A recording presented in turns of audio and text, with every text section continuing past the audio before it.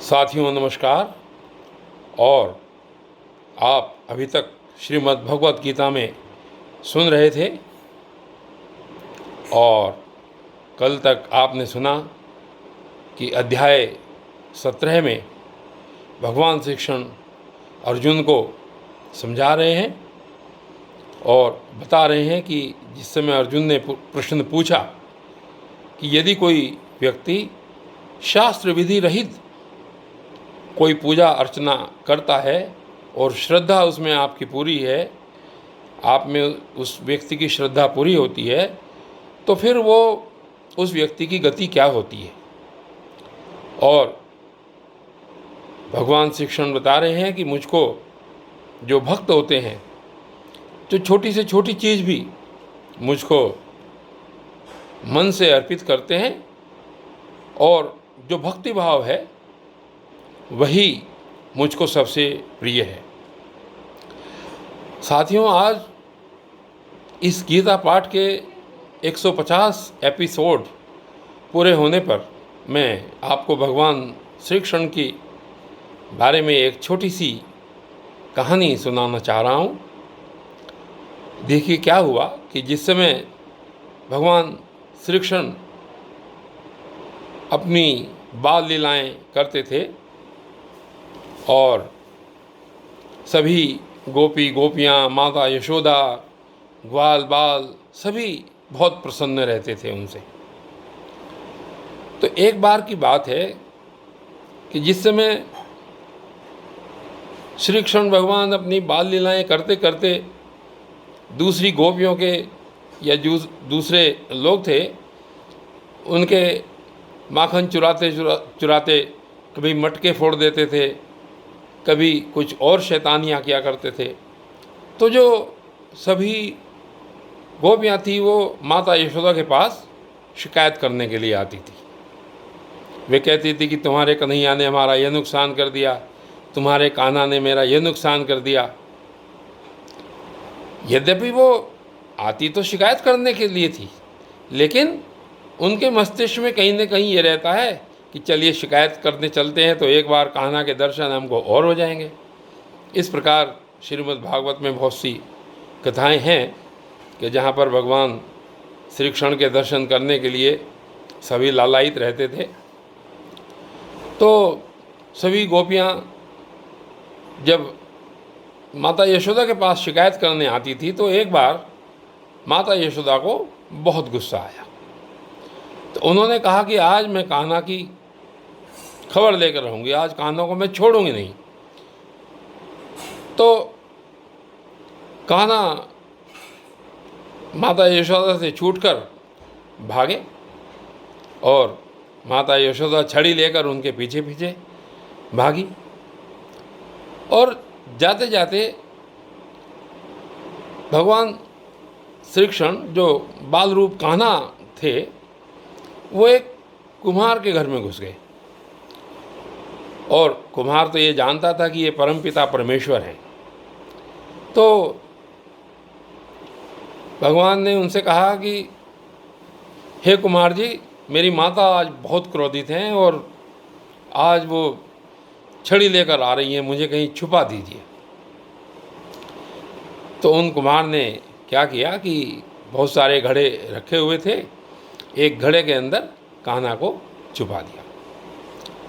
थोड़ी देर में माता यशोदा वहाँ पर आई। उन्होंने पूछा कुमार से कि क्यों भाई कुमार जी, मेरे कान्हा यहाँ पर आए थे क्या? तो कुमार जी ने कहा नहीं मैया, यहाँ तो नहीं आए हैं।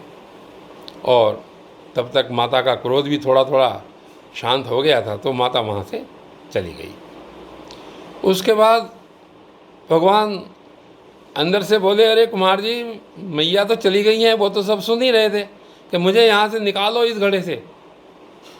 तो कुमार जी ने कहा कि मैं ऐसे नहीं निकालूंगा, मैं जानता हूँ तुम कौन हो, तुम बच्चे नहीं हो। तो उन्होंने कहा अरे अरे मुझे जल्दी निकालो भाई। तो उन्होंने कहा कि मैं पहचान गया हूँ कि आप परमपिता परमेश्वर हैं और आप मुझे 84 लाख योनियों से बंधन मुक्त होने का जब वचन देंगे, मैं तभी आपको निकालूंगा। तो भगवान अंदर ही अंदर मन ही मन मुस्कुराए। उन्होंने कहा भाई ये तो कोई पहुंचा हुआ व्यक्ति है, वो मुझसे ऐसे ऐसे वचन मांग रहा है। तो परमपिता ने कहा कि चलिए ठीक है, मैंने तुम्हें वचन दिया, अब तुम मुझे इस घड़े से बाहर निकालो। तो कुमार जी बोले नहीं नहीं नहीं कान्हा जी, ऐसे नहीं निकालूंगा, अभी मेरी एक इच्छा और है, एक समस्या और है। उन्होंने कहा अरे भाई बोलो, एक इच्छा और पूरी कर देंगे तुम्हारी।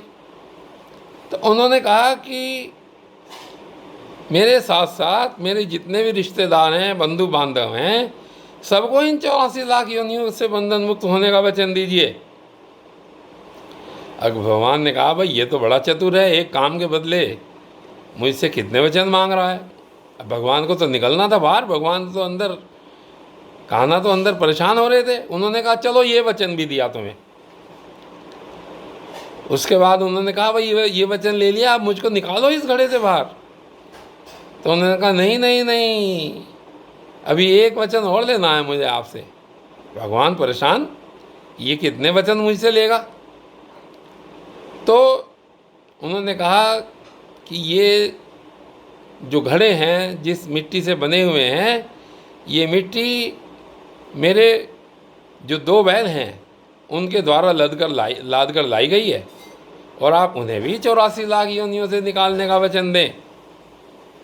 अब भगवान ने सोचा भाई ये तो मान नहीं रहा है, अब इसका मैं क्या करूं। उन्होंने कहा चलो ये भी वचन तुम्हारा स्वीकार हुआ, अब तो मुझे निकालो।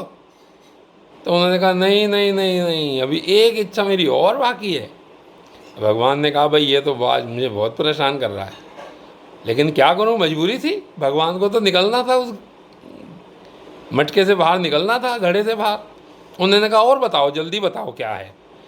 उन्होंने कहा कि जो व्यक्ति मेरे और आपके इस संवाद को सुने, उसको भी इन 84 लाख योनियों से बाहर निकलने का वचन दीजिए, मैं तब आपको निकालूंगा। भगवान समझ गए कि ये कोई छोटा मोटा भक्त नहीं है, ये बड़ा भक्त है। तो भगवान ने कहा चलो तुमको ये वचन भी दिया। उसके बाद उस कुमार ने भगवान को घड़े से बाहर निकाला। वो तो जानता था कि ये तो परमपिता परमेश्वर हैं। तो उस कुमार ने फिर भगवान के चरण धोए, और जितना भी अमृत मिला, जितना पानी मिला, उस सबको उसने अपनी झोपड़ी में, घर में छिड़क दिया, और वो प्रभु के साथ गले मिलकर इतना रोया, इतने आंसू बहे कि वो वहीं पर विलीन हो गए। अब आप ये सोचिए कि भगवान जिन्होंने पूरे पर्वत को एक उंगली पर उठा लिया था, क्या वो एक घड़े से बाहर नहीं निकल सकते थे? तीनों लोकों के स्वामी, ब्रह्मा जी के भी सृष्टिकर्ता, सभी चीज़ों से ऊपर, लेकिन भगवान किस चीज़ को चाहते हैं? भगवान भक्ति को चाहते हैं। अगर आपका अंतःकरण शुद्ध है और आप अंतःकरण से भगवान की स्तुति कर रहे हैं, भगवान को चाहते हैं, तो भगवान आपके घर आएंगे, आपकी सारी बातें मानेंगे। लेकिन उसके लिए आवश्यक क्या है? उसके लिए आवश्यक है कि आपका अंतःकरण शुद्ध हो, आप शुद्ध भावना से भगवान की भक्ति कर रहे हों, तो भगवान खुद आपके घर आएंगे। तो साथियों, आज ये छोटा सा एक प्रेरक प्रसंग इस वीडियोस के 150 एपिसोड पूरे होने पर मैंने आपको सुनाया, और आगे जो हमारा नित्य प्रति का गीता पाठ है वो चलता रहेगा, और आगे फिर ऐसे ही चलेंगे। तब तक के लिए धन्यवाद।